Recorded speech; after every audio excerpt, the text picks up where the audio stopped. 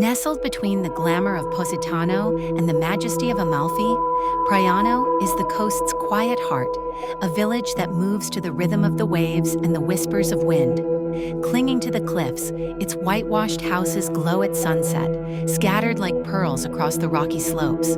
This is a place of narrow stairways, hand-painted tiles, and lemon trees swaying in the breeze. Life unfolds slowly here, intimate, authentic, timeless.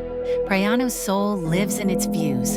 From Marina di Praia, a tiny beach cove cradled by steep cliffs, to the path of the gods above, every angle reveals another wonder: the endless sea, the curve of the coast, the warm blush of dusk. The Church of San Gennaro, with its colorful Majolica-tiled dome, stands proudly above the water. Its peaceful piazza invites quiet reflection, while nearby restaurants offer fresh seafood and unforgettable sunsets. By night, the stars take center stage, and the coast transforms into a trail of flickering lights.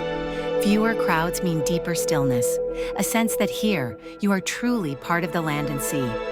Praiano is for those who seek beauty without noise, a whisper of paradise, a secret gently told.